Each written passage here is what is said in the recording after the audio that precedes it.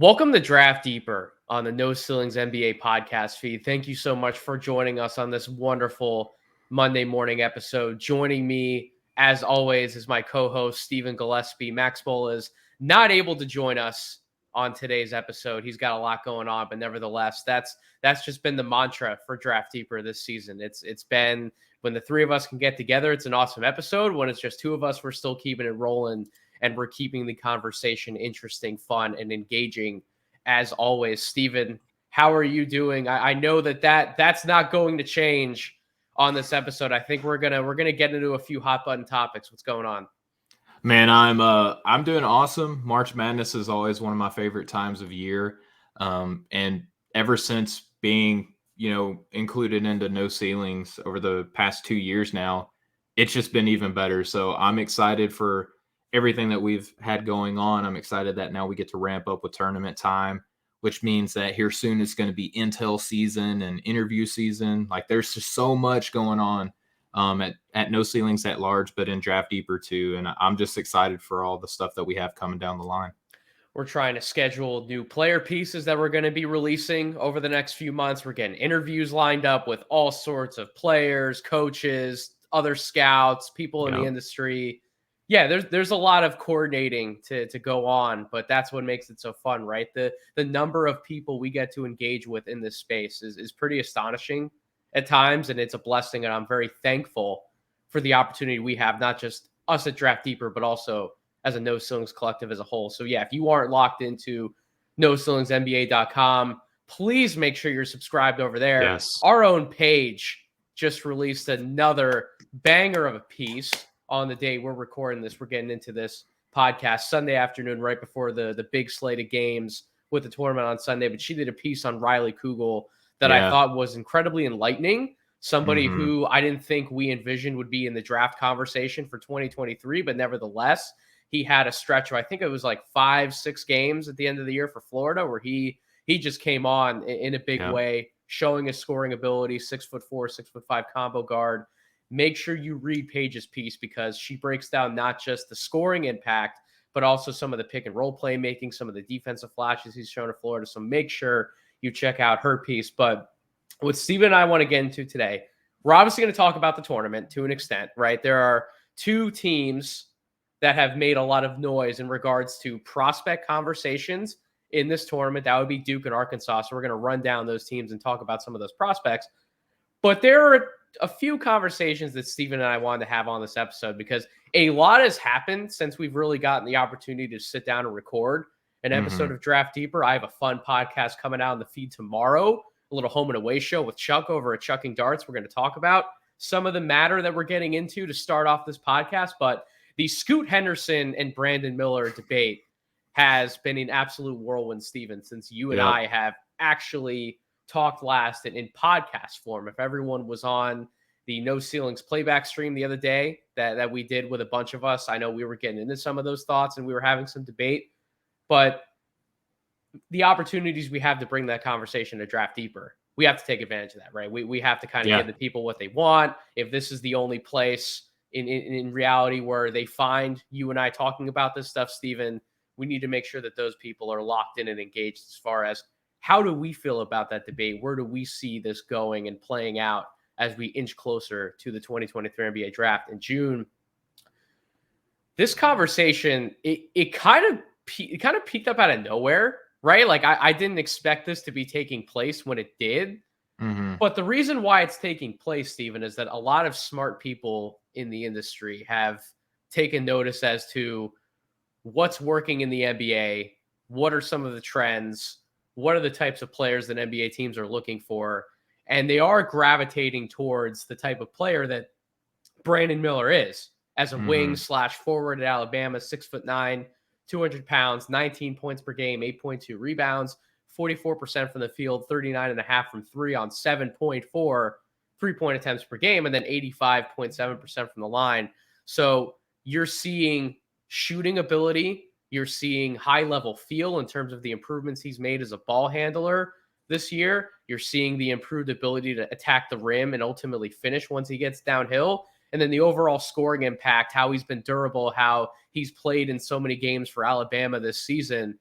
there's becoming fewer and fewer questions in terms of, is he going to be an NBA guy who you can count on 5-10 years down the road? And he's going to be doing a lot of the things that you would expect from a player taking that high in the draft.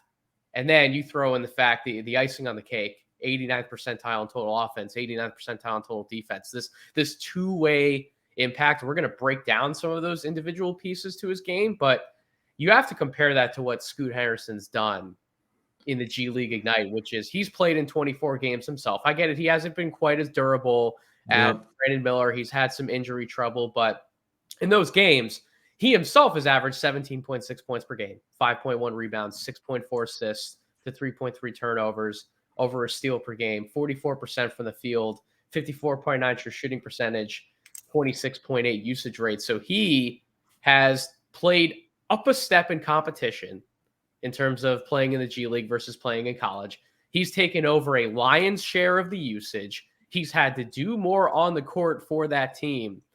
And he's done it really for going on 2 years now, right? I understand that he wasn't the shoe-in starter for Ignite last year. He came on about midway through the year. He got there around when the G League showcase was out in Las Vegas last season. But the minutes that he did play for that Ignite team, he was incredibly impactful. And he had internet abuzz, right? And everyone wanted to talk about Scoot. Well, he wasn't even eligible for the 2022 draft. He's eligible now. In my opinion, and I'll be curious to get your thoughts in a second, Steven, he really didn't do too many things that would make me want to come off of his draft stock. If anything, they've more so solidified where I am on him as a prospect. But two fascinating guys to talk about and discuss, Steven. I will let you take this conversation where you want it to go first before I start to give a little bit of a rebuttal possibly, or maybe add to where you want to go. Yeah, so I want to start off by saying that what you said earlier, that enough intelligent people are talking about it now to where it really is a conversation as opposed to just like a troll take that sometimes just finds its way into the draft community. You know, when Corey Tolliba is on a playback and is talking about how he can envision that Brandon Miller might be a better option on some teams compared to Scoot Henderson, I really have to just kind of put whatever feelings or pride that I have in saying that Scoot is a clear number 2. I have to table that and listen, because if you just hold on to one take all year long, like you were shutting an opportunity off to grow and to be better as a scout.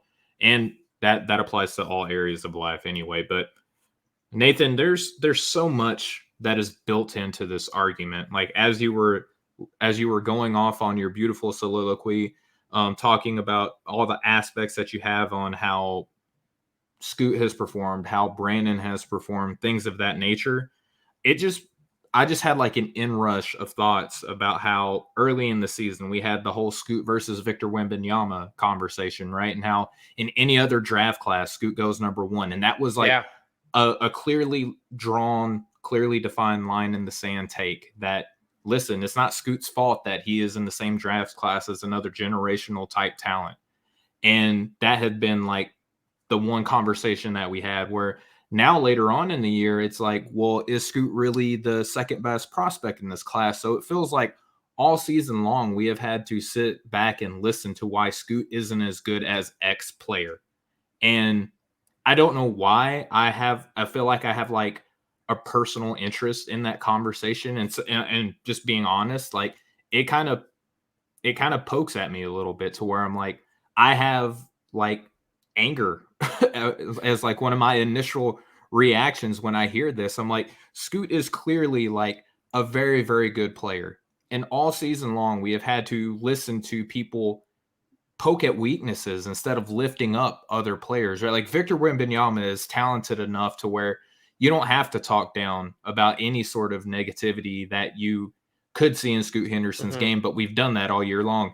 Now with Brandon Miller, like we don't talk about, I have not heard a credible source talk at length about the negatives that exist in Brandon Miller's game during this conversation, but we've had to listen to how they did. They did talk about them earlier early in the year. Yes. But now they're gone, right? And that was another thing I was going to point out, is that how earlier in the year, Brandon Miller was like too old to be taken too high in this draft, right? At 20 years old. And now that's gone away, or his finishing ability. And to his credit, he's become better as a finisher. That was a big thing earlier in the season. But since the immersion of this Scoot versus Miller conversation, we haven't had too many conversations to where we're like looking at weaknesses in Brandon Miller's game. But now we're like overly critical to Scoot, to the point to where I feel like we're almost making things up by saying he hasn't improved much as a playmaker, or you can find a 6'2" point guard at any point in a draft or a free agency or anything like that, to where it's like you're kind of overdoing it to lift up Brandon Miller in this conversation. And then, Nathan, finally, we have the G League versus NCAA, where, you know, Javoni was on ESPN talking about how scouts are more comfortable at looking at college players, even though we know that there is a significant change in the level of competition. Even the parameters of the court change, right? Like Brandon Miller is a great 3-point shooter in college. He probably will be in the NBA, but there's just so many variables that are going to change from going to the SEC to the NBA. Whereas, we saw it with Jabari Smith, who arguably was a better shooter in college last year than Brandon Miller has been this year. Are we sure that 3-point percentage is going to translate immediately, or is it going to take some time, as it has for Jabari Smith, who now we're seeing him in his last 5 or 6 games? He's looked like the Jabari Smith that we saw at Auburn. But every rookie goes through an adjustment period. It's not just a clean one-to-one transition like you're talking about. Yeah, is he going to be able to take dudes off the bounce the same way in a significant upgrade in competition? Whereas Scoot, we have seen improvements as a 3-point shooter. We have seen improvements as a playmaker. We have seen improvements as a defender and in his physical stature, right? Like, obviously he's not like getting taller, but he's getting stronger, and he's being able to, you know, absorb contact in the G League, which we can sit here and have the conversation where it's not quite NBA level competition, but there are NBA players that play in the G League, right? So he's going up against significant upgrade in competition to Brandon Miller. And I just think that the conversation that we're having between these two, it's more nuanced than I think people are giving it credit for, especially when considering Scoot Henderson. Like, Metcalf and I were having a conversation about how hard it is for everyone to be able to watch a G League at night game when we were doing a playback versus UCF and Florida, right? Like, you could watch that. Anybody could have watched that game, but only the people that really want to do like the homework on Scoot Henderson, like, they have to try a little bit harder. You got to be looking for the right YouTube streams. Yep. Like, yeah, it's different. Yeah. Yeah. So all of that bakes into the reasoning of, like, if you want to sit here and have the conversation, Nathan, that it's a wings league, like, even that's more nuanced. Like, are wings safer? Or does that mean that, like, you have a higher chance of a wing being a star? Like, I think that conversation is even a little bit more nuanced than we're giving it credit for. Whereas, like, you can say you can find a 6'2" guard, but can you find this 6'2" guard, Nathan? Can you find Scoot Henderson in any draft? I really don't think that you can. Like, you can't find a franchise-altering point guard. And guess what, Nathan? There's guys like Damian Lillard, Steph Curry, Ja Morant, Jalen Brunson. Like, there are a number of guards that are underneath that, like, 6'4" mark that still have, like, great roles in the NBA. Mm-hmm. Chris Paul, Kyle Lowry. Like, there's a whole lineage of these, like, undersized guards that, sure, like, the possibility of them hitting might be a little bit lower than a wing, because wings can play like 3 positions in today's NBA. But if you get the right guard, you still have like a face of the franchise type player. And that's what I think Scoot Henderson is. There's a number of different directions that I can take this conversation. And I hope, Stephen, that what I'm about to say is said concisely and precisely, and it's said in the correct order. And it makes sense in terms of a narrative flow. That's my goal. That's what I'm praying for as I'm about to dive into this topic on this podcast episode. So it's hard. You mentioned the notion that it's a wings league in the NBA. To an extent, that is 100% correct.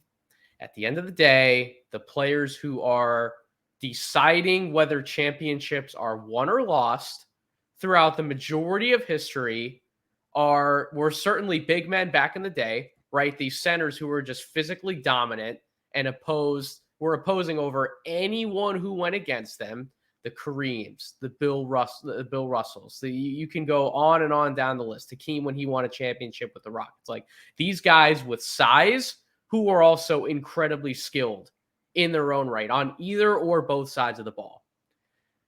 Then the NBA game started to change.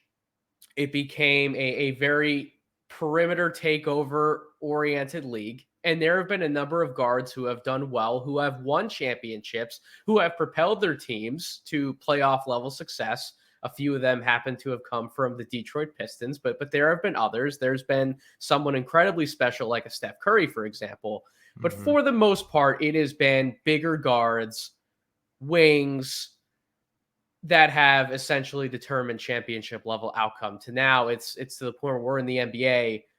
Unless you are one of those guards, like you need to be plus sized essentially at any position to hold to what the average standard is in the NBA and to actually keep your job on both sides of the ball. That's where the league has shifted, and that's where a lot of the thinking has shifted. But I do want to caution against people who are trying to get too cute or too smart for this conversation, right? So Brandon Miller, for all the positives that we can talk about, he's 6'9". I mentioned the two-way equity that he can bring to the table potentially at the NBA level. Is he that superstar type of talent, though, that you're really going to stand up in front of the room and effectively say that he may very well be worth the number one pick in this draft? Because if Victor Wembanyama was not in this draft class, you'd be talking about Brandon Miller versus Scoot Henderson at the very top. So you're going to tell me effectively that Brandon Miller may potentially be worth the number one overall pick, that he's shown that much to where he can be one of these superstars that can carry a team to championship heights? Or is he much safer as a supporting piece where maybe he's not the number one player, but if he's one of your 2 through 4 best players on your team, you're much closer to winning a championship than somebody who doesn't have 1 or 2 of those Brandon Miller type of pieces? I think that is ultimately where he aligns. And where this conversation has shifted is that evaluators and scouts feel much better about, even if that's the outcome and that's the type of player I end up with the number 2 pick in the draft, I feel better with that outcome than if I take Scoot Henderson and Scoot Henderson doesn't reach his ultimate ceiling, which in my opinion, and I think to an extent your opinion, Steven, we were giving him as high of praise as like a CP3 2.0 type of comp, like an absolutely ridiculous comp for a guard to live up to. But we've seen the talent in multiple areas, and I'm not going to talk about a ton of the physical, the athletic stuff. The episode I have coming out tomorrow, I think Chuck actually does a great job of breaking down just what makes him physically special as a guard from an athletic standpoint. But the way he processes the game, what he sees on both sides of the ball. The one thing that jumped out to me, and Steven, I don't know if you'll agree with me on this or not, the game never looks hard for Scoot Henderson. I have never once watched the game that he's played in, and I'm like, that looked really tough for him. Even if he took what we would consider a tougher, a contested shot, even if he was trying to navigate through 2-3 guys in traffic, even if he was trying to thread the needle with some ridiculous pass that he was trying to make out of a set, he's inventive, he's creative, he sees a lot, he tries things, they don't always work. But at no point am I watching the game and I think this is hard for him. We've seen things be hard for Brandon Miller at the college level. We know that for a fact by the numbers. He's been an excellent spot up and transition player, but he's rated out as in the 30th percentile in terms of scoring as the ball handler out of pick and roll, 43rd percentile in terms of isolation scoring. He's improved that at rim number to where he's up to the 43rd percentile, finishing at the rim. That was lower at different points throughout the season, which is where we saw a lot of the criticisms come from. I just question if he's going to be that takeover type of shot maker and also hold his weight on the defensive side of the ball to where you're looking at him and you're like, yep, that's the best guy on a championship level team. And even Steven, even if it is a wing-dominated league, you can still have a guard like a Scoot Henderson or a John Morant, or just go on down the list. Donovan Mitchell, Darius Garland. Like there's more that I didn't mention earlier. Like a lot.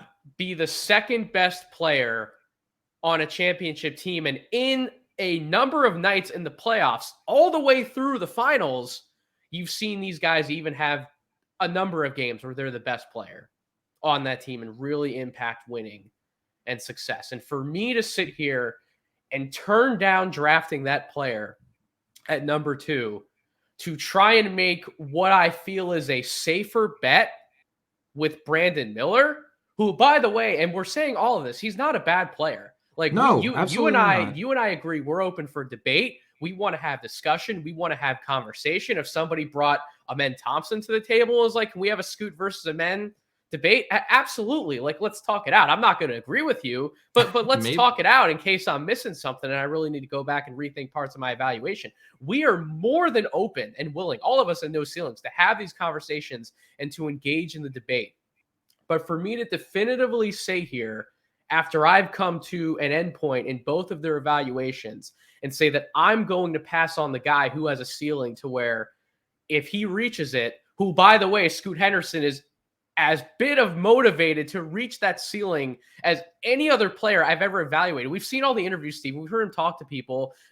Everything he does on and off the court is about making himself a better basketball player and or a better person. Yep. That's the type of leader that I want to bring into my locker room. So given all of these different ingredients, I'm going to choose Scoot Henderson with a number 2 overall pick the vast majority of the time. Now there's 2 situations I can look at in this lottery. 2 different teams I can look at and say, you know what? If you really want to go the route of a Brandon Miller because you truly believe in the pieces you currently have in place on your team, I can much so understand it. Those would be Charlotte with LaMelo Ball. Now, I think those two could coexist. We've seen time and time again in the NBA, great players figure out how to play with other great players, but there would be some adjustments. There would be some growing pains. Maybe you would have to have a conversation a few years down the road. Do we have to move off one of these guys, figure out who's better to lead our team moving forward, and then try and reconfigure some of the pieces? If you don't even want to approach having the tough conversations, getting creative on offense, or you would rather build your team around one of those ball handlers and then put more versatile size, wing, depth, whatever, however you want to build that lineup, if that's the direction you want to go, fine, go that direction. And Ball has injury history too. LaMelo Ball has an injury history too, and honestly, Scoot versus LaMelo Ball, I think Scoot's a better prospect than LaMelo Ball was, and I would take Scoot Henderson to lead my team. If it really came down to you got to trade one of those two guys. But again, it's one of those situations I can look at it. Fine. If you want to make that argument, go for it. The other one would be the Portland Trailblazers.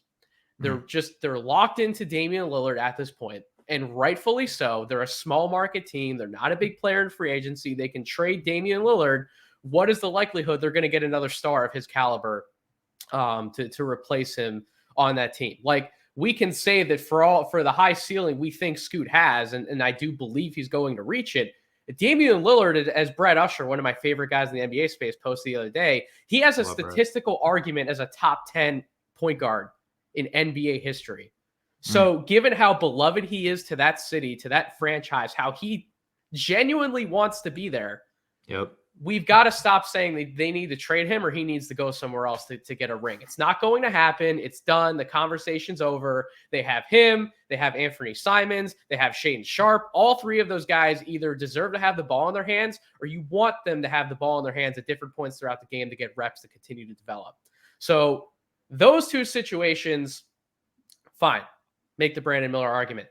Detroit, Cade Cunningham, Jaden Ivey. I think all three of those guys could play together, share the ball, figure out how to do it. They can space, they can attack, they can cut. You can run them off of different sets with each other. You can run really fun pick and roll actions, maybe like Scooter Ivey's the ball handler. You get Cade in there as the screener. You have Jalen Duren waiting at the dunker spot. You can do a lot of different things within that offense with those three guys. And at the end of the day, I would much rather have 3 guys who can handle the ball exceptionally well, make plays for others, and score than even just 2 in the lineup. So Houston, we know they need an upgrade at point guard, not just from the position. They need an upgrade in leadership, period, in that franchise. And it would start in the locker room with Scoot being drafted for that team. The San Antonio Spurs, Trey Jones, Devontae Graham, and Blake Wesley are not going to stop me from taking Scoot Henderson, even if I might like some of the scalability and the fit with having a lineup with like all of Malachi Branham, Keldon Johnson, Devin Vassell, Brandon Miller, whatever the case may be. I'm going to take Scoot Henderson for that franchise. The Orlando Magic, I get you want the ball in Powell and Franz's hands, but none of Markelle Fultz, Jalen Suggs, and Cole Anthony are going to stop me from drafting Scoot Henderson if I feel that he can be a great fit with those 2 other pieces that you have in place, which, oh, by the way, I think he would. I think taking the ball out of their hands a little less and giving them easier opportunities to score within the flow of the offense from arguably the best setup guard that we have in this entire draft class, I might actually want that for my team. The Indiana Pacers, him and Halliburton able to play together, and then you can throw in either one of Andrew Nembhard or Benedict Mathurin, depending on who's sitting or whatever the case may be within the flow of the game. Oh my goodness, that many plus ball handlers who are high-level decision makers. Halliburton can play with anybody. I also believe Scoot Henderson can play with anybody. Maybe that's just too simple of a line of thinking because everyone's looking at Scoot Henderson like he's this guard that has to have the ball in his hands for 35% usage or else he's not going to work. I think you would disagree with that notion. I certainly disagree with that notion. He played with Hardy and Beauchamp last year. I think he can split reps and still find ways to thrive and succeed and make everyone else around him better in the NBA. And then Washington, New Orleans, Utah, Toronto, take Scoot Henderson, please. Take who you feel is the best player available. And the last argument that I will make, Steven, in this, if you truly feel that Brandon Miller, again, is that top tier number 1 potential guy and you feel that he's a better player than Scoot Henderson, and that's the argument you've come to after doing thorough analysis and evaluation, fine. Have Scoot Henderson behind Brandon Miller on your board. Argue for Brandon Miller to be taken number 2 overall. Take that into your war room. If you're going with Brandon Miller because of the positional fit and you think that's the way the league's moving and you want to get too cute with it, I just caution you on that line of thinking, especially if you're projecting what an NBA team's going to do, because 12 out of 14 of those situations, I personally, given where I'm at with Scoot's talent, I'm not arguing against taking somebody like Scoot Henderson. So I would just caution everyone out there who's making the arguments and interacting in all of these different debates with other scouts and evaluators. Make your arguments for the right reasons. Don't just try and fall back on one thing because that might not be as true as you think it is. And that's my big rant, Steven. Yeah, the only thing that I think that we haven't discussed in this whole thing, and then we can transition if you're ready, Nathan, is that Scoot, 2 years of experience in the G League, still younger than Brandon Miller. Yep. And we saw Scoot go up against the hands-down number 1 pick in this year's draft, toe-to-toe with him, was not afraid. And in their matchup where they both played together, I would argue that Scoot outclassed Victor Wembanyama. And I know that was earlier in the year, but in a matchup where stars collided, you could, if you want to say that Victor did better. They both knew that, like, whatever the outcome was for that game, that was going to heavily impact their draft stock. Maybe not in terms of Scoot leapfrogging Victor for the number 1 pick, but I think Scoot holding down that number 2 spot over others. If that was his chance on national television in front of over, what did they say, 200 scouts, including a few of our guys at No Ceilings, but over 200 scouts were in attendance at that game to watch that matchup. And you saw when the lights were brightest, Scoot did everything in his power to take it to Victor. I would say by the end, I thought Victor was the better performer of the two, but for 4/5, 5/6 of that game, to your point, like, Scoot was absolutely taking it to him, and that G League Ignite team looked fantastic going up against if for my money, the next generational prospect sense, go back however long you want to go back. But like, the LeBrons, the Lucas, like that's the type of class of prospect that Victor's in. And Scoot Henderson was able to be like, you may be looking at me as like the Zion, the Anthony Davis level of prospect, but that's good enough to hold down the fort and get wins against other really great players. And that's what he showed that night. Absolutely. So if anybody's kind of curious as to like how he performs against top level players, like unfortunately we didn't get that with Brandon Miller, right? And in his last March Madness game against Texas A&M Corpus Christi, he was 0-5. Yeah. So first game in this tournament, which we're not saying this because we feel the tournament is the end all be all evaluation. No, absolutely I don't not. want to hear any of that out there. But his first tournament game, 0 points, 0-5 shooting, 5 rebounds, 3 assists, 3 turnovers, 3 fouls. His second game, he did score 19 points. Yes. But it was on 17 shots, 7 rebounds, no assists, 1 turnover. So his impact so far in these first 2 tournament games has not been felt to me in the way that I would feel comfortable saying I can argue for this guy being the number 1 overall pick in the draft. I do think he's done enough to hold down number 3. Absolutely. I will finish with Brandon Miller, number 3 on my board. This is no knock to him.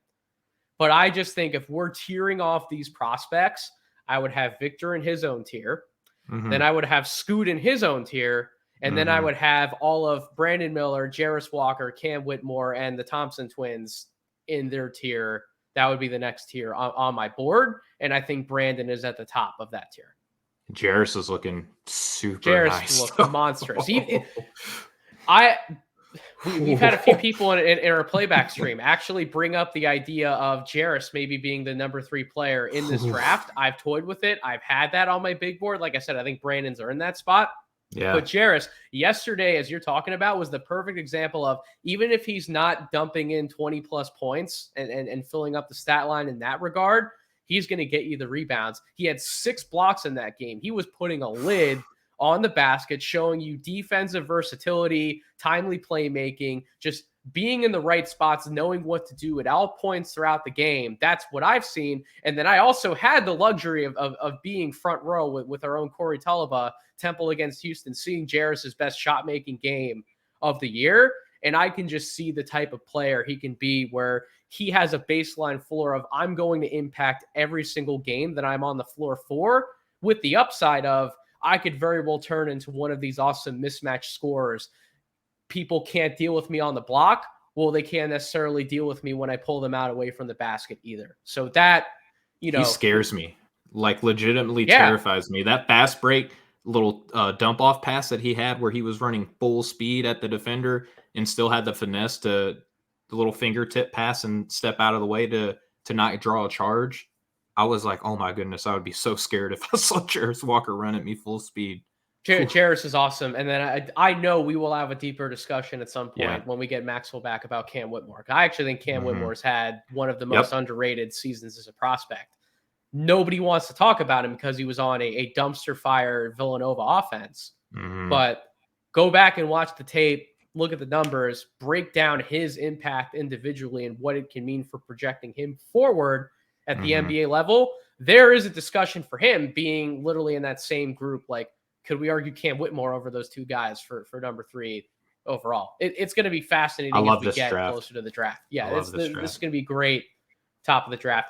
Really quickly, before we moved on to some of the college stuff, Steven and I wanted to touch on Leonard Miller from the G League Ignite because he kind of fits into this conversation given where Scoot has played his games. Yeah. This guy's played 38 games on the year, Steven. 30 minutes a night, 17 points per game, 10 rebounds, just under 2 assists, 1.8 combined steals and blocks, 1.9 turnovers, almost 54% shooting from the field. For all the crap we want to give him about his 3-point shot, still has shot 30% from the 3-point line and 79% from the free throw line. Now, low volume on both threes and free throws attempted. That's definitely a part of his game where we do want to see continued development, but 74th percentile in terms of total offense, 50th percentile in terms of total defense. And oh, by the way, he is an athletic 6'10", 210-pound forward who I can see pretty easily, given his body composition. I could see him getting up to like 225, 230, no problem, like 4 or 5 years down the road. I think he's going to have that weight put on him safely. That bulk's going to be there. That's only going to further his case as this sort of do it all. I'm going to muck everything up forward, who we know locked in double-digit rebounds every night, locked in defensive effort, positional versatility on that end. He moves his feet really well. He's quick. He's agile. He can recover. He started to handle the ball. He started to make decisions better, especially in transition. He can drive. He can get his own offense going to the basket. He's even shown some really nice touch in the mid-range area, like along the baseline. He's gone to these nice little floaters that he's been making with little problem. I get that he's not the most traditional floor spacer, Steven, but the difference between where we were at on him last draft, which you and I actually got on a podcast to say that we had him in like the 45 to 60 range on our boards, the difference between then and now is, yeah, the shooting's still a little bit of a mess. We're relying heavily on projecting touch, not just overall shooting efficiency. Sure. But he's added way too many other pieces to his game at his size, with his athleticism, his speed, his mobility, his fluidity, to where are we sure Leonard Miller's not a top 20 pick? And that's an argument that some other people have been making. Shout outs to some of the guys over at Switch Theory. I know they've been very much so on the Leonard Miller train, saying, why can't Leonard Miller be like a top 10 pick? I don't know if I can get there. But I think when you start breaking out, the 14 through 20 range on your board, and you're trying to look for guys who we feel are going to stick around the NBA for a long time because of the things that they do, the baseline and production that they give you on a night-to-night basis, why am I not considering Leonard Miller for that conversation? I don't know where you're at on his game. I know you just wanted to get a few words in on him. Yeah, so I just want to do a real quick this or that with you, and it's not to do like all 20. It's just kind of positionally. So I was potentially going to do the same thing with you, just going down a big board, but yeah, go for it. And I just want to kind of do it positionally. So Jarris Walker or Leonard Miller? Jarris Walker. Okay. Cam Whitmore or Leonard Miller? Cam Whitmore. Taylor Hendricks or Leonard Miller? Taylor Hendricks. G.G. Jackson or Leonard Miller? We're getting to the point where I'm going to say Leonard. I think by the time we do another board, I'm going to say Leonard Miller. So if you truly believe in Leonard Miller over G.G. Jackson, then yes, you should have him in your top 20. I think that G.G., as much as we want to say that the Instagram video didn't really do too much to hurt his stock, I really think it did. I think that was like the kind of flag, like planting the flag in how you were going to feel about him moving forward. Not you, but like us as a draft community, right? So it was that. And I also think, just given what he's shown us on tape this year, despite some of the brilliant flashes of pull-up shooting, the way that he can, do essentially a 180, come back, set himself perfectly with his footwork, and then get that jump shot up. Like some of the things he can do on tape, everyone's shared the clips. They're awesome. But he's also wired to play the game that way, to where if he's going to fit within the construct of the NBA, chances of him actually being that type of guy who takes those shots on a regular basis for an NBA team, they're much slimmer than people think. I don't know if he's going to have that level of freedom when he comes into the league. So he's going to have to play the game differently. He's going to have to rewire himself a little differently. If he can do it, then we know what kind of athlete he is at 6'9". We know how his body will continue to fill out. But just given how he plays and what he will need to do to change and adapt his game to be the best version of himself that we think he needs to be in the NBA, that seems like a scarier bet to make than it was preseason, and the lack of maturity right now for somebody. And he's very young, but that Instagram video, like you pointed out, like that was another red flag. Like this is just another example of why this may be harder to project than we initially thought. Well, so at first I was mad about the video too, but the more I watched it, and I think that speaks to like how much he really does care. You know what I mean? It was a genuine cry for like, I need legitimate opportunity to see where this team can go. Put it on my shoulders. I don't think that it was him not caring about game, him not caring about winning, him not caring about performance, but like the best basketball players want the ball in like the toughest and most difficult moments, right? They do. But it's got to be done a different way. The majority of the game. I agree. But you know what was funny about how you were saying that how he's playing now and how he needs to improve is vastly different, and it's going to be very hard for him to do. You know who we were talking about like that last year? Leonard Miller. Like Leonard Miller was like a step back, pull up, dribble, jumper, 3-point shooter for playing in Canada last year. And now he and has who adapted to completely playing a role. Yeah. Yeah, who completely transformed his game. He went from being like, okay, he's 6'10", 6'11". We don't really know much about him, but he can do a pullback, step back dribble 3. That might be worth being in the 40 to 50 range in this draft class. Now he's like an incredible rebounder, screener, roller, like slasher to the basket, like transition threat. So we saw that with Leonard Miller, right? And what's crazy is that, like you pointed out, Gigi is supposed to be in high school right now. Like he reclassified, came up, went to a team, and he got everything that he ever wanted. Sometimes like the worst thing for us to get is exactly what we want. And I think Gigi lived through that. Now that can either plummet him or that can be like the motivation that he needs to like improve as a player. Right. Mm-hmm. And I think that he's going to do the wise thing and go and get feedback.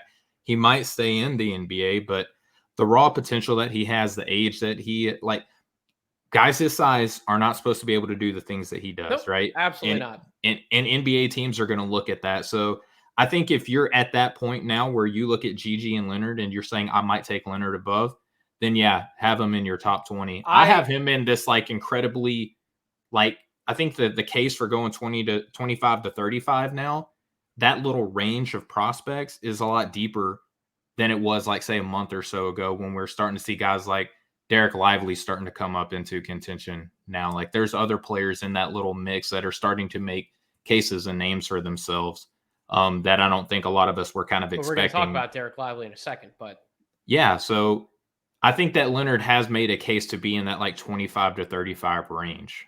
And I think that that speaks volumes to the improvement, especially the production that he's showing in a league like the G League. He has climbed up my board. I just don't know if I'm ready to say that he's a top 20 guy, which this class is very deep at that like 12 to 23, 24 range. Sure. And I think the bringing up Gigi and using him as a comparison to Leonard was fascinating and a great move by you as a podcast co-host. But what I've said on this podcast repeatedly is Gigi's going to need a specialized developmental plan. He needs to go to the right situation more than almost any other prospect who we were once projecting as a top 10 pick. I do not feel that same way about Leonard Miller anymore because he has embraced being that garbage guy, do it all. I'm going to do the little things, and those are going to be what speak for my game. And when I get opportunities to do more, I will take advantage of those opportunities and I will show you that I can do more. But I'm not going to put that eagerness to be more than what my role's been in front of. I'm making sure it's like you're doing a checklist at the beginning of the day. I'm going to make sure every single day I'm going to do this, this, and this. And Leonard's known that if you do all of these things, it's like a kid. You get to have some free time after you go through your checklist, right? Your daily chores list. But Leonard's not putting that freedom ahead of making sure that his responsibilities game to game are taken care of. And that development, that maturity, that coming of age, that's exactly what you and I wanted to see from Leonard Miller coming into this year. It's why he needed another year to not enter the draft. Maybe that's an argument for Gigi needing another year. I agree. I think he's going to stay in the draft. I 100% agree with you. I could not see him going back to college. I think going to the Ignite would actually be a great situation for somebody like Gigi too. I don't pressure think he would cooker do that, but yeah, it's going to be really fascinating to see where Gigi goes. Again, top 10 talent in this draft without question. Mm-hmm. I just don't know where it's going to end up. And I know a number of scouts and evaluators who have done this for longer than you and I have, who also feel that same way. And they wouldn't feel comfortable about drafting him. And that's just kind of where I'm at now. But Leonard swung that conversation into the other direction. I would draft him. I would want him on my team. I also have to think about where I would order him on my board. Maybe he's not right there in the top 20 by number, but in terms of potential value that I'm just cooking up right now in my head, which is why I need to do some adjustments, I can absolutely see him returning top 20 value in this draft like 5 to 10 years from now, being one of those guys that sticks around because he plays the game and does it with the right reasons in mind. And the fact that we can ask this question about Leonard Miller is showing, one, the improvements that he's made as a person, as a basketball player, and two, we all said that we thought that Leonard Miller going to the G League was probably the best move that he could have made. And the G League is showing why that, although it hasn't yielded like a face of the NBA yet, because it's only in its second year of existence, it's showing that a player can come in there and improve, get better at an NBA level, and Yep. make a case for them to earn a living in the best league in all of sports, in my opinion. So many prospects, so little time. We Yes. still haven't touched on a lot of the NCAA tournament stuff. Honestly, I think as of where we sit now, and the Sweet 16 and Elite Eight should yield different conversations. As we sit right now, the two biggest storylines to me from a team and NBA draft pick perspective were both Duke and Arkansas. So Duke has actually lost in the second round. They are going home. Arkansas has won two I think the two most difficult games to start the tournament of any team in the field. They had to beat an Illinois team, which for all that they've been up and down in the Big Ten, still an incredibly talented and experienced bunch in comparison to the Arkansas roster. And then they had to go knock off the defending champion Kansas Jayhawks, who also have plenty of experienced talent. They were a number one seed, and there were plenty of people a favorite picking them. to win. Yeah, there were plenty of people who picked them as a team who could absolutely win the national championship. So I don't think any other team in the field has gone through more challenges and difficulties in terms of their first two game-to-game opponents than what Arkansas has done. So they're moving on to the Sweet 16. Steven, I will give you the opportunity to choose. Which team do you want to start with? Do you want to start with Duke? Or you want to start with Arkansas? Let's start with Duke because their season is over. Okay, so let's talk about some of the prospects on Duke's roster. So Duke beat Oral Roberts in the 5-12 game. Then they lost to a very physical, well-coached, defensive-minded Tennessee team who, if you've watched Duke basketball over the years, whenever they have to play a very physical, defensive-minded team, they just seem to crumble under the pressure, and they just don't know what to do. That's been the theme for Duke basketball. They haven't quite been able to get past it other than the years where they've actually won the national championship. So I would have picked Duke to win that game. I did pick them to actually make it all the way to the Elite Eight, but they got upset against Tennessee. So now we're in a position where Dereck Lively, Dariq Whitehead, Tyrese Proctor, Kyle Filipowski, they're going to have to make some, and Mark Mitchell, they're going to have to make some difficult choices in terms of, do they come back to school or do they enter into the NBA draft? So out of those names, Steven, between these two tournament games and between what you've seen from everything else in the season, who is your top ranked Duke prospect and why? I'm still going to go with Dariq Whitehead, and here's why. Was the highest ranked prospect on my board from Duke coming into the year. A clearly defined top 10 guy. Dealt with injury, which sucks because you kind of have to lean more to the high school film. We've learned that over the past couple draft classes that there's at least always one player that you have to go back and look at their high school film and have to hang more of your hat on that than what they're showing in college. So dealt with injury, come back, questions about athleticism, question about defense. Sound familiar with AJ Griffin last year. But as the season has progressed, Duke quietly went on like a 9-10 game win streak at the end of the year, which for Duke, it's weird that they can do anything quiet, but they assembled a nice little win streak towards the end. And did Dariq show everything that he had in his gambit that we expected coming into the year? No, but what he did show was reliable three-point shooting, even in some tough tournament games. Still reliable three-point shooter, still showed the ability and the willingness to cut to the basket. And I think as the season progressed, we started to see that athleticism that we were kind of dreaming of at the beginning of the year starting to work its way back in. And Nathan, you know that my philosophy with the lower body injury is you got to wait 2 years. So now that we're starting to see things kind of return back to normal now, I think that's going to impress enough NBA teams to where he has to be, in my opinion, a top 20 draft pick because of what we thought he was going to do coming into the year. He had to deal with injuries, and the way that he has kind of come on later in the season, working his way back from the injury, very promising. And again, if it's a wings league, we got to lean on Dariq Whitehead to be, in my opinion, the best prospect coming out of Duke this year. I would agree with you, and I wasn't there.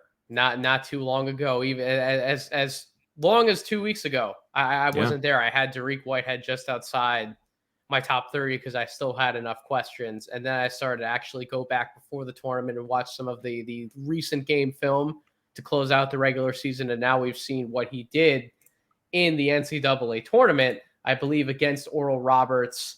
Whitehead was still coming off the bench, but finished 5 of 7 from the field, 3 of 3 from 3-point range. So 13 points, 4 rebounds. And then against Tennessee, he was 2 of 5 from the 3-point line to go with 8 points, 2 rebounds, and 2 blocks. So the numbers aren't necessarily showing the impact that we think he could have at the NBA level. But to your point about the athleticism, the lower body injuries, I wasn't necessarily concerned with the shooting or the lack of efficiency. I think we've all thought that the shot was going to be there. The shot making potential was real. To me, he was an abysmal defender earlier in the year, to the point where I know that was a major gripe for a lot of us about AJ Griffin last year. Was he just really didn't look like he was going to play the part of an NBA defender. I think Dariq Whitehead's been worse than what AJ Griffin was as a defender last year. I've started to come back around to that a little bit now with some of these tournament games. And as you mentioned about going back to the high school film and really counting on that to be a major thing we point to and go, yeah, but this is what he was just a few years ago.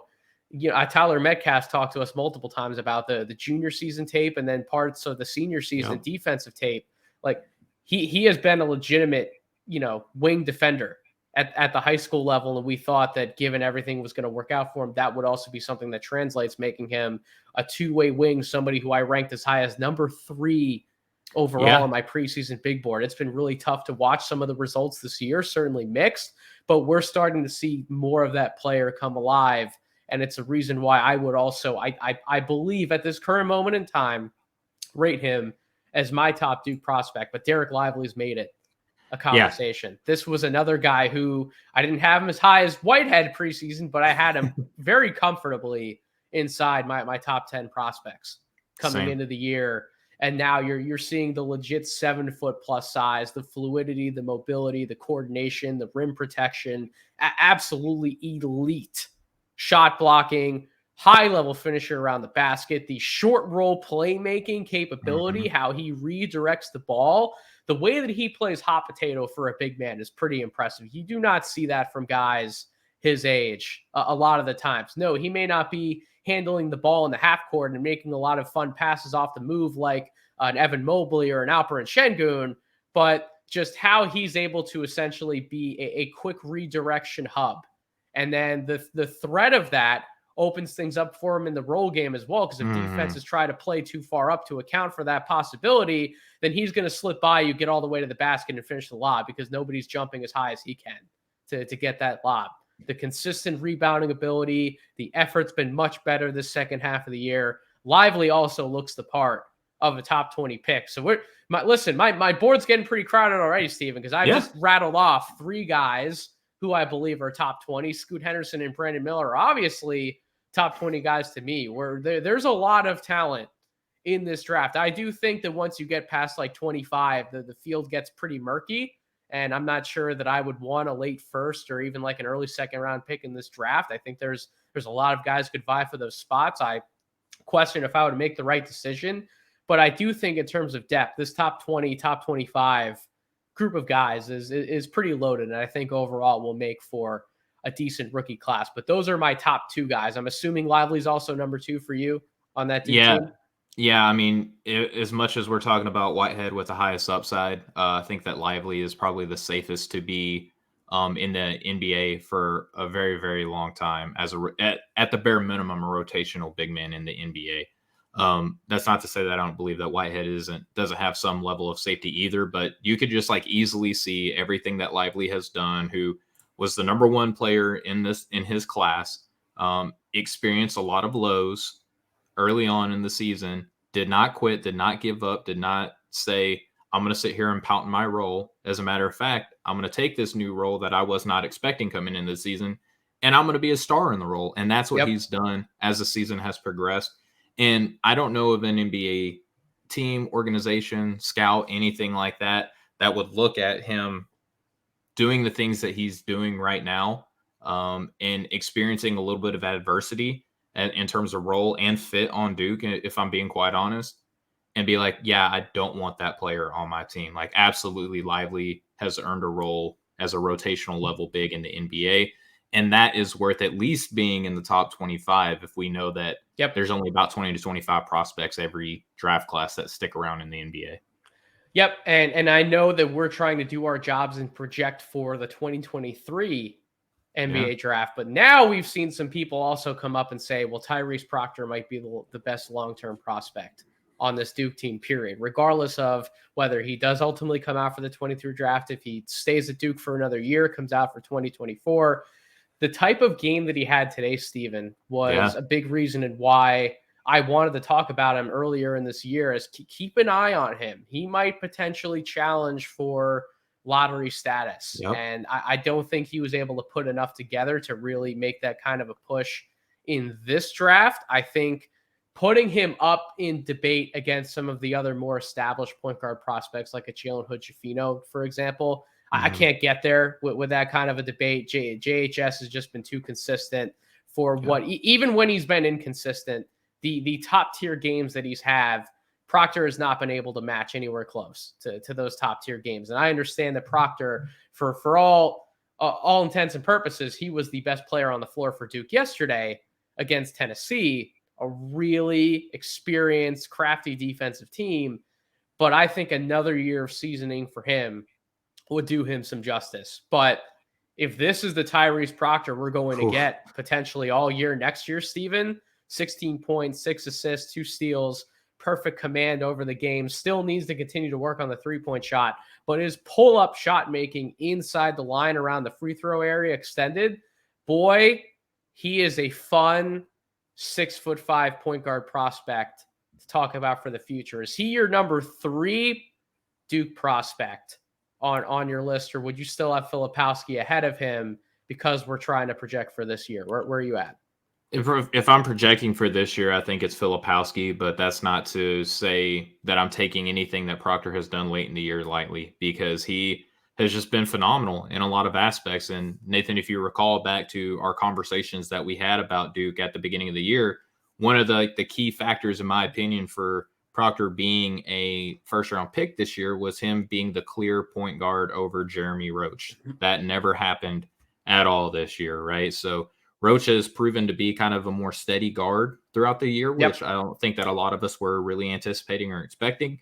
And because of that, we've had to see Proctor kind of play more as an off-ball guard, which I didn't think really played into his entry-level strengths coming into this year. Point guards and centers also have the most difficult position to come in and develop into, regardless of whether you're adjusting to the speed of the college game or certainly when you're getting up to the NBA game. So it maybe it was a surprise in terms of who's been the better player, but in terms of who's handled primary reps better between those two, I'm not surprised that it ended up being Roach. I just more so wanted to see the talent start to break through for Proctor. And I think by the end of this season, we've seen a lot of the talent start to poke through for him on both sides of the ball. Well, he's been spectacular defensively, really all year. That's been the one thing no one has wanted to talk about except for our defensive guru at No Ceilings, Tyler Metcalf. He's been very high on Proctor's defense, but now we're starting to see that two-way potential shine through. I guess I'm with you in terms of the whole Filipowski Proctor thing, but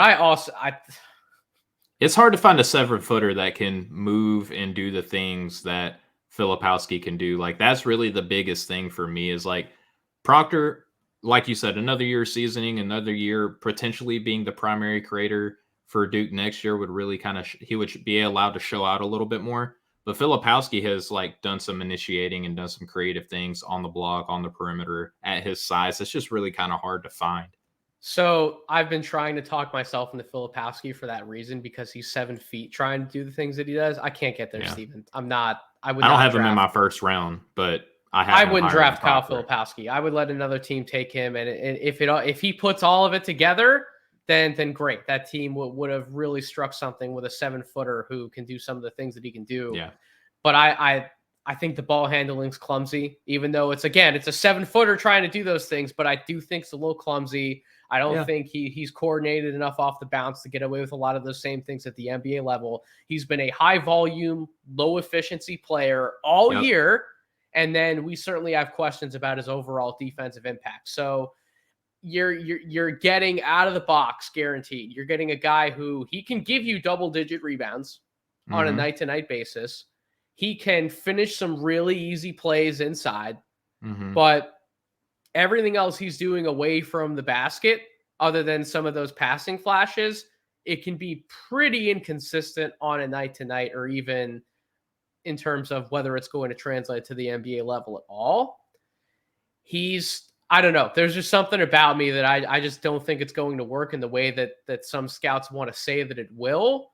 I'm just lower, and I know that you said you don't have him in the first round either, but yeah, I'm lower on Kyle Filipowski than most, and I just can't bring myself around to thinking he's going to be a bigger time NBA prospect. So like if we were doing these rankings in terms of just overall, where do we see these guys faring in the NBA?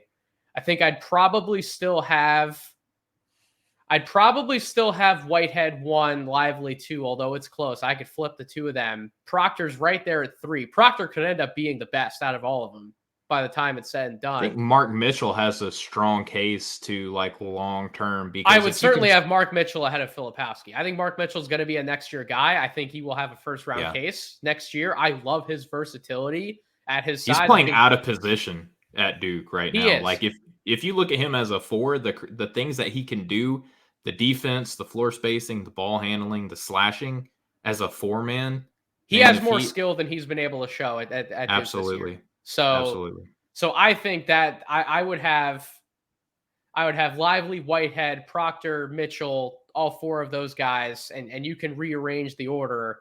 But yeah, Filipowski to me is the worst prospect on this Duke team, and that's just where I stand. I'm assuming you're probably in the same camp. Yeah, I think again, Mark Mitchell, like long term, might even be 3.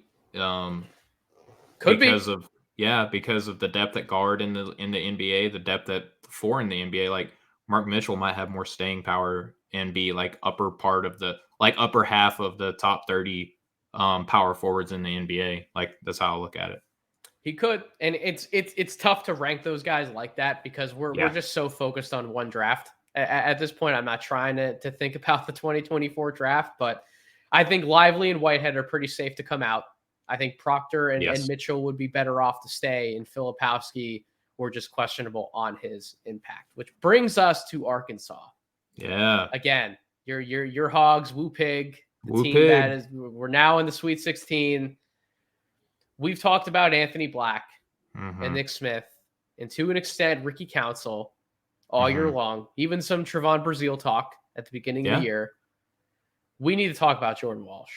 We need to break this open because this guy, Steven, I think he's done enough to be a first-round pick this year. I really do. I'm getting there. I've seen enough flashes on tape offensively to where I think he can start putting some things together within 1 to 2 years, whether that's a G League stint and then coming up to the NBA. Maybe it's more reserve minutes on a team that will give him the opportunity to play some of those minutes, like a Utah Jazz, who's probably not going to have too many immediate expectations, whatever the case may be. If he gets in the right, what's up? I would love to see him in Utah. Just like seeing him in like a purple uniform like that would be probably one of the cleanest looks in the NBA. But I think he has real capability as a slasher on the ball. Like he can get downhill much better than people anticipate, especially when he's able to pull out a defender, when he shows comfort taking those spot up shots. And oh, by the way, we saw him step into one in transition in particular, step into it with confidence. The form looked good on that one, and he knocked it down. So if the results were good too.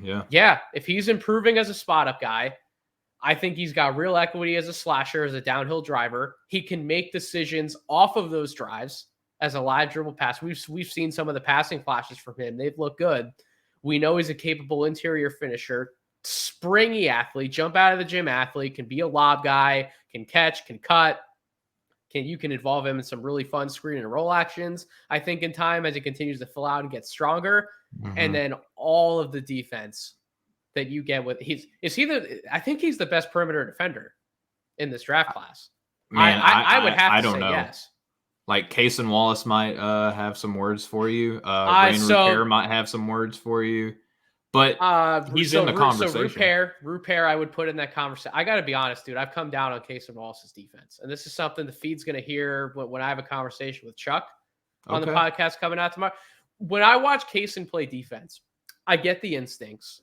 I get the want to do some things on that side of the ball, like his chase down blocks, I get all of that stuff. Mm-hmm. He just doesn't play big to me on defense. It seems a little easier than I thought for guys to score over and through him at the college level. And I just wonder how much of that's going to play out at the NBA level. Is he going to be a guy who's going to fill out his body in a way of like a Drew Holiday, to where he actually is this multi-positional defender that we think he is? Or is he much better suited being a guard defender? He can't necessarily scale up like we think he can, especially when it comes to the playoffs. And then just the intermittent impact. If he's not making plays on the ball and getting his team going in transition, is he as impactful stopping shots and forcing people to miss as we think? Guys shot over 42% against him this year. Like, for some of the guards that we could throw into this conversation who we wouldn't think of as stoppers, like your boy Keontae George, opponents shot 28.8% against Keontae George this year. Yeah. So, like, I'm coming down on Kaysen Wallace, and I've come to accept now, as we're recording this podcast, technically after when I did the one with Chuck for home and away, I've come to now accept I'm going to be lower on Kaysen Wallace, I think, than a lot of people. And that's just going to be something that I live with. Still like in the top 15 range on my board, but I'm starting to talk myself into a number of players. But I think that's more so not putting him immediately in the same range as Walsh. I think that's just because Kaysen does have legitimate offensive skill to lean into. Walsh has to grow in that regard. But just given the defensive impact between the two, I would take Jordan Walsh. The athleticism, the physical tools, you have to take Jordan Walsh. And he can defend potentially 4 positions entry level in the NBA. Yeah, like, that's huge. And when he fills out his body and gets stronger, I don't think it's going to be out of the question, depending on who your 5 is. If you're in a small lineup, you could throw him on certain matchups in that regard. So, like, I wouldn't peg him as a 1 through 5 defender, but he will grow into a 1 through 4 defender. And then depending on the specialized matchup, I could see him even scaling up past that. So that's the type of talent that we're talking about with Jordan Walsh. The biggest sticking point to me has been with a number of guys, Rupert included. Do they do enough on offense now to warrant the minutes to develop their game in the NBA? And for about 80% of the college season, I would have said no with Jordan Walsh, because there are absolutely games you can look up where he just disappears offensively. Like you don't even know he's out there on that side of the ball. But this last fifth of the season and now in the tournament, it's not that I never felt his impact on either end night to night throughout the entire course of the season, because I did defensively. But now I really feel like he's leaving his footprint all over the game. And it's far too much to ignore given the tools and the upside that I could buy into, to where if I'm a team in like the 25 to 30 range, I really have to look hard at Jordan Walsh and be like, maybe this is a guy we can stash away, put together the right developmental plan for him, and maybe he can earn some minutes just by default because of the defense. But as he grows more with the ball in his hands, is like a tertiary guy who's able to hit some more spot up shots as he continues to improve his 3-point game. Like, this is the type of player that teams want to buy into to have in the playoffs. We can give that label to a number of other prospects in this class, but when we look at what actually fits the bill defensively in terms of what wins in the playoffs, Jordan Walsh is that guy more than a number of other prospects in that range, Julian Phillips included. I think Jordan Walsh, to me, is the player I think a lot of people think Julian Phillips is going to be. I understand the safety in feeling with his 3-point shooting, and what he's done from the free throw line is a better indicator of touch. But in terms of what I actually think those two are going to be in their careers and what we think they're going to be, I think Jordan Walsh is a better example of that player to me than Julian Phillips. So that's why I think Jordan Walsh has to be in the first round conversation for me.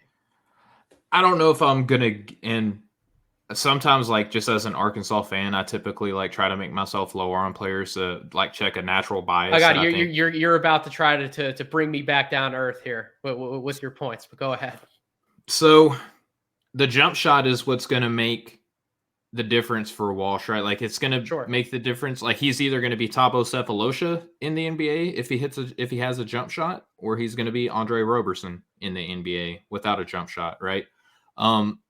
He does try, and to me, like, that's why I still hold on to him being a draftable player in this year's class, as opposed to like Dylan Mitchell, who athlete, defender, hustles, all that stuff, but like I've seen Zippo with that dude offensively, to where, like, yeah, I buy you. He's afraid to dribble. He's afraid to shoot. Whereas Walsh is like, okay, and maybe some of this is out of necessity because of the injuries to Nick Smith and Trevon Brazile throughout the year, but he has like dribbled, and he has been involved in like some motion handoff action. He has been involved with spot up shooting ability. Yep. He has legitimate ball handling ability. He's one of these guys who has these long strides to get downhill, get to the basket. Like, I'm afraid of his dribble a lot of times, to be honest with you, Nathan. Like, there's a lot of times where, like, if he's attacking from the wing, like getting to an elbow, I do worry about, like, okay, what combination is he about to pull out here on the offensive end? But the fact that he's like figuring stuff out, he's experimenting with it, and now he's starting to make. So I would agree with that, but he is starting to figure some things out in that regard. I see much better command over his dribble where he's at now compared to where he was earlier in the year. And I love when I see prospects developing from the start of the year through till the end of the year. They got to find a thing. They got to find a move. Like, everyone had, like, Jalen Pickett has a back you down to the right block, turn around, jump shot. Like, that's the move. Like, when you think Jalen Pickett, you think that. Jordan Walsh doesn't have like a thing on offense yet. It's like his go-to that he's like, he doesn't have that safety blanket. But he's trying to find one, right? Which is very encouraging for the development because, as you said, he is a tenacious defender, right? And that's what I think it puts him up in that upper second round conversation to me. And again, the depth of this class is really talented. The depth is really showing through a lot in my eyes. And depending on who decides to come back into a quote unquote weaker draft, next year, that might have a lot to do with whether or not Jordan Walsh does go in the first round. Because if enough of these like second half first round picks who were projected to be higher say, let me go back and improve my draft stock, like Jordan Walsh could like find his way going into the first round and having the promise to improve a lot on the offensive end, like you said, with a very intentional developmental plan, while being able to come in entry level and guard 3-4 positions in the NBA. He's quickly becoming one of my favorite prospects in this I love him, dude. Draft class, to be honest. Like, it's been pretty awesome to watch him continue to progress throughout the year. We've talked enough about Anthony Black, and I kind of want to save some of his conversation for when we get Maxwell. He's 10th on my board. Back on the show. Okay, so he's 9th for me. So we're about in the same place. I have JHS 9th. Yeah. We'll get to talking about him on another episode as well. I do want to get your thoughts on the last two guys. And when I say last two, Brazile, we just don't know enough about what his situation is going to look like. We legitimately don't know. He could declare for the draft. He could keep his name in it. A team could very much so take him with the idea that like he's got to keep rehabilitating, and then we'll kind of see where we're at. He could come back to Arkansas for another year because I think Musselman's going to just keep bringing in big time talent to that program. Good news for a fan like yourself. He's reportedly Taron Armstrong is getting calls from Arkansas. Would love to see that. We do need to talk about, though, Nick Smith, and then to a lesser extent Ricky Council. I'm very curious where you're at right now with Nick Smith, because about a week and a half ago, I came to the conclusion where I'm dropping him out of my lottery. I just do not feel safe taking him in that range anymore. We had our mock draft meeting to where our latest No Ceilings mock on NoCeilingsNBA.com, we picked him 20th to the Miami Heat. I'm seeing multiple people, such as Sam Ferris over at Draft Dummies. So, like, he's not a top 20 guy for me anymore. Like, he is falling. And then, oh, by the way, he's not helping himself in the tournament. First game against Illinois, he was 2 for 10 shooting. Second game against Kansas, he was 0 for 4. Just struggling to How many minutes in Kansas? How many minutes? So against Kansas, it was 16 minutes. 16 and he minutes was healthy against Kansas. He was 28 minutes against Illinois. So this is a guy, you put those 2 minute totals together. I mean, we're talking about guys barely played over 40 minutes across 2 tournament games, to where beginning of the season projected top 3 to 7 draft pick. You'd think if a college team's going to win with great success, they need their star recruit playing 38 to 40 minutes in an NCAA tournament game. And oh, how far the mighty have fallen, to where I would be shocked if he didn't keep his name in the draft and we don't hear him selected in the first round from some team who's still willing to buy in on the promise. I'm getting very close to the point where I don't even know if I would personally want to draft him. Okay, so Nathan, I might have swung the pendulum too far, but I'm not saying I'm there, but I'm getting close. So maybe you're going to talk me out of it. Let's do some this or that. Kobe Buffkin or Nick Smith? Kobe Buffkin. Okay. And that was a question we asked earlier. It was like 2 weeks ago. We were all hesitant to say that definitively.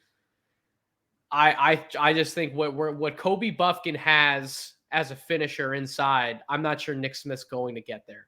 So then you're talking about pure perimeter equity. You can buy Nick Smith's shot on a given night over Kobe Buffkin's, but I just think what Kobe Buffkin will give you reliably on a night-to-night basis, he does not have to have some nuclear offensive outcome for us to justify where we're drafting Nick Smith. So at this point in time, it's crazy because I didn't think just like Jordan Walsh, I didn't think Kobe Buffkin was going to be a 2023 guy either. And then you just saw the second half of the year, similar to like not the same level that Malachi Brandon did last year, but like the second half of the year for Michigan, like Kobe, he just kept piling up points after points, and he was playing consistent defense all year long, rebounding the ball, getting better as a primary playmaker for that Michigan team. Like it just the snowball effect, and it just kept happening to where we can't ignore it anymore. So I would actually, as of today, and again, I got to readjust my board. I would take Kobe Buffkin over him. You know, another name I take over Nick Smith. I don't know if you're going to ask him. I was going to ask Marcus Sasser. I'm taking Marcus Sasser over Nick Smith. Yeah, and I was going to ask Traquavion Smith. I think that might possibly be where the buck stops. I might still take Nick Smith in a ranking over Traquavion Smith. I'm not necessarily wild about drafting either of them. I think that to me is the point where like, all right, the falling has to stop. This guy was an RSC top 10 guy. Like, let's pump the brakes a little bit. But so was Khalil Ware. Yeah. So, and Dylan Mitchell. Okay. But even though Nick Smith hasn't done it efficiently, he's still racked up 20 points plus in multiple games in the SEC. And like, it's different. But the fact that we're choosing names, or I'm choosing names like a Sasser, Buffkin, or Hawkins over someone like Smith, that's a precipitous fall. That's something I did not expect to happen, and that's kind of where we're at.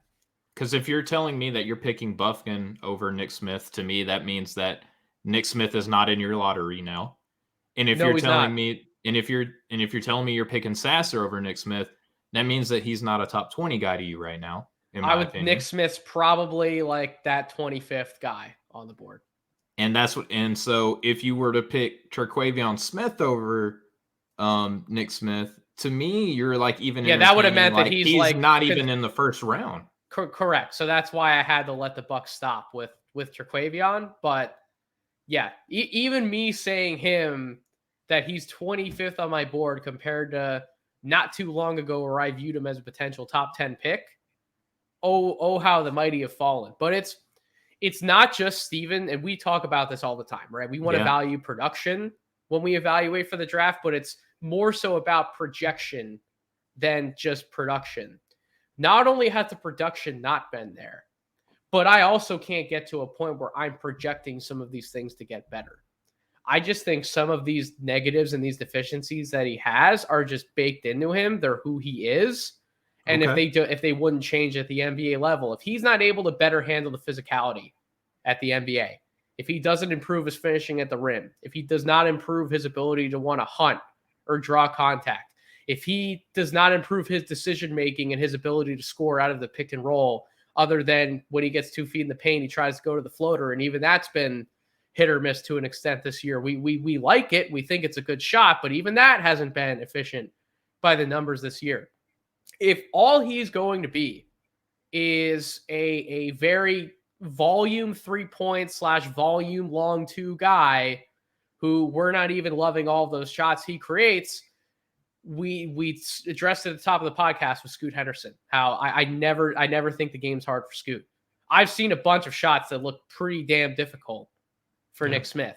And it gives me cause to pause. He's not the level of athlete that we thought he was. I don't love the frame. I get he has a little bit broader of shoulders, I think, than people would want to talk about.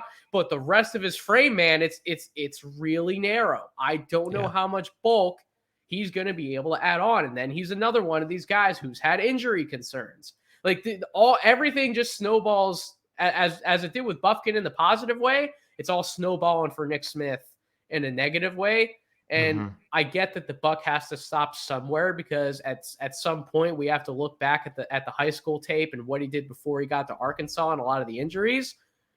But still, I don't feel bad about where I have him, or where I would have him on a board. And I think a lot of NBA teams are probably going to come around to feeling the same way if they don't already. Yeah, and there's not much that I would disagree with anything that you said. I feel like the injuries do play a part into like what we're seeing from him. Sure. I said in the group chat like a month and a half, 2 months ago, something like that, where he's allergic to rebounding. Like at no point is he interested in. And to Corey's credit, he brought up the like not only like the at rim finishing stuff wasn't there in high school, because the way he also wanted to avoid contact, the rebounding also was never there in high school. And he's not he's not like a lead passing guard either, right? Nope. Like another thing that Corey had pointed out to him. So it's hard, but to me, I think I would still kind of hang on to him like in that like 15 to 20, like how you're saying, no later than like 25 range. But the case is becoming for him, it's less about like what he's doing and what he could be, right? And that's a scary place when you're analyzing a prospect and projecting them moving forward, when it's all hypothetical and there's no like foundation to your case for this year. These 2 tournament games should scare the shit out of talent evaluators looking at Nick Smith. He was held out. He was held out of that game. In the second half. Yeah. He was healthy. He was out of foul trouble. Yeah. Devo Davis carried that team. They benched him. Ricky Council carried that team. And Jordan Walsh defensively held Jalen Wilson in check. Like, that it had nothing to do with Nick Smith, like malingering or injuries or anything like that. He was just not performing. And he couldn't find ways to impact the game. Literally couldn't find ways to impact the game on either side of the ball. And Musselman is very much like a player empowerment coach. He is not playing for one of these like rigid, like Coach Underwood. Like, nope, you turn the ball over, I'm yanking you out of the game for 7 minutes or Musselman whatever. Will do the best thing for his team to win, but he will also give those players every single chance to be the guys who are He's the a best motivator for the team. Yep. He's a motivator, and even he could not get to where he was like, all right, Nick, like I'm relying on you out there in the court. I'm trusting you. Like even Musselman could not do that. And that's kind of his vibe. Like that's kind of how he keeps getting such talented recruits like a Nick Smith Jr., because he trusts them and he builds relationships with them. So Ricky Council's technically the last prospect that I wanted to talk about on this podcast. Sure. And then after that, unless you had just any other tournament shout outs you'd want to give. But so Ricky Council, 6'6" junior wing for Arkansas, 16.1 points per game on the year, 43.6% shooting from the field, 26.8% from 3-point range, 78.9% from the line.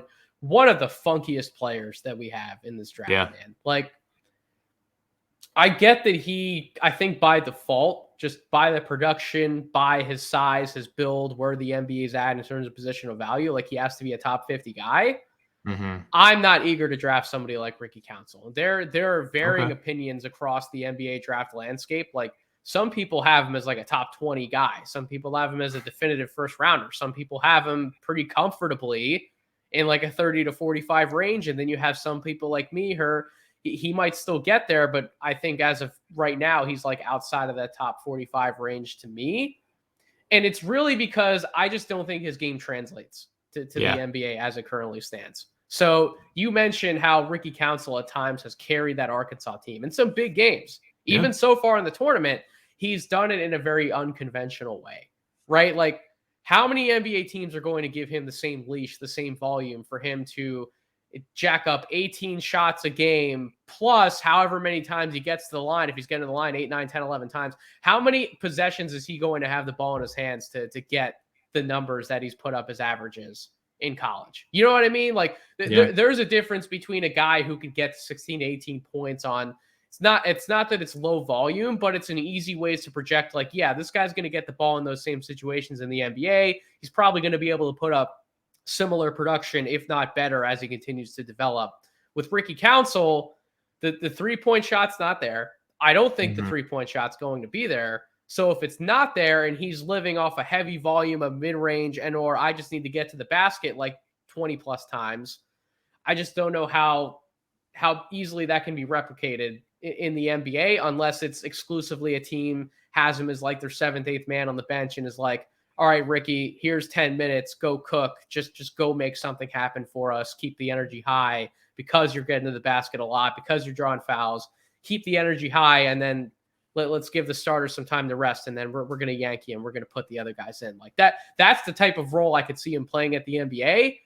Why am I valuing taking that with a potential first-round pick? And that's just where I'm at. You're not going to get much argument out of me on that front, man. Like, even as a Razorback fan, as much as I've enjoyed the role that he's carved out on this team as a starter and a reliable starter, I wrote about him also at NoCeilingsNBA.com. Go check it out. It's absolutely 100% free. I wrote the piece Seeking Counsel, and my biggest gripe with him is like how different the 3-point shot looks from the mid-range shot, where on the midi, he's like effortlessly getting up. The form looks great. The elevation on that mid-range shot compared to the 3-point is unreal. Yeah. Yeah. From 3, it's like all arms and it's very flat. It's all arms and it's very flat. I don't know how. Again, this might be more to like the player empowerment portion for Coach Muss, right? Where he's like, to hell with it. Like, we'll trust you in transition. Like, you throw down a dunk of the year candidate every game that you play in. Yep. And we're going to rely on you to get to the free throw line, which he's also really good at on his drives. His handling is good. His like kind of secondary, tertiary playmaking instincts are fine for his position.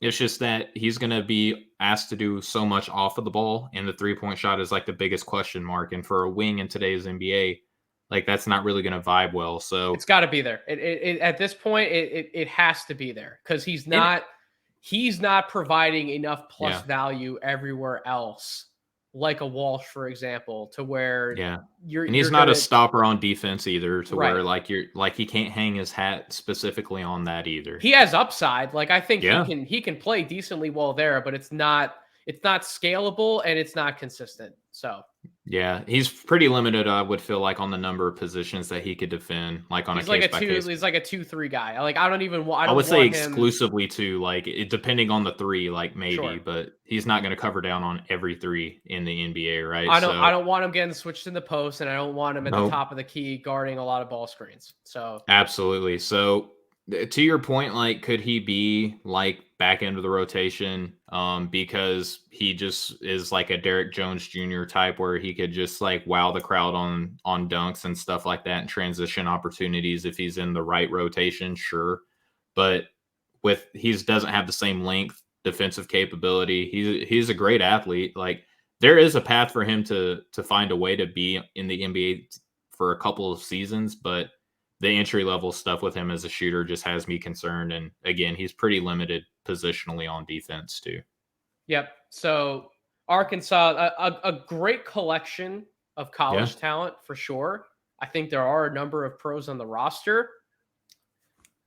We've mentioned 5 different guys. Over under second contract NBA players on Arkansas roster. I'll set the over under at 2.5. At 2.5? Ooh, 2.5. Second year. I would say that Anthony Black and Jordan Walsh are second contract guys. I'll say over. I'll say that Trayvon Brazile finds a way.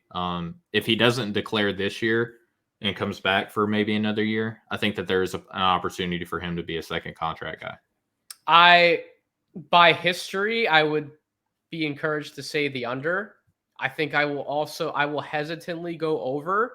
It can Mhm. be as high as 4. It could be as low as 2. I do agree with the shoe-ins. I do think Anthony Black and Jordan Walsh are our next contract guys.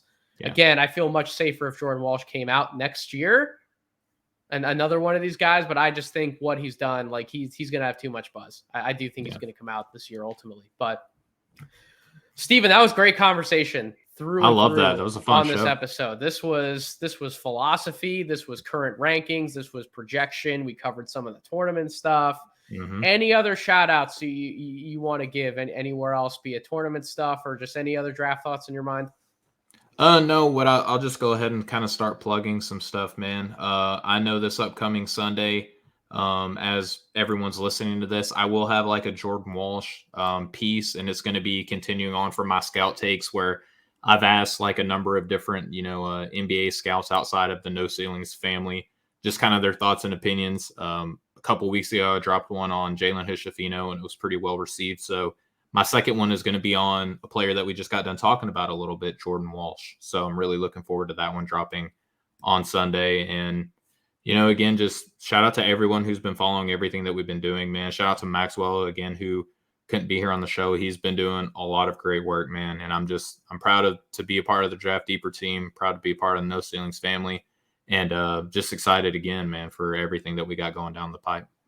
Everyone at No Ceilings has been working consistently. They've been working their tails off. I'm so proud of everyone who's done work at No Ceilings lately. So if you aren't tuned in, if you aren't locked into what we're doing, NoCeilingsNBA.com, you can find all of our written work, find all of our podcast work on this very feed where you're listening to this episode, No Ceilings NBA podcast feed. You can follow us on social media at No Ceilings NBA, and you can follow Steven and I individually. You can follow Steven on Twitter at Steven G Hoops, and you can follow myself on Twitter at Draft Deeper. And of course, Maxwell, as Steven alluded to, he's doing all sorts of work behind the scenes. Follow him at Boundboards to make sure that you're up to date with all of his content as well. But until we meet again, you will find Steven's piece on No Ceilings next week. You will continue to find my round-to-round work on the NCAA tournament, previewing matchups for prospects at NoCeilingsNBA.com. Until we meet again, on the podcast feed,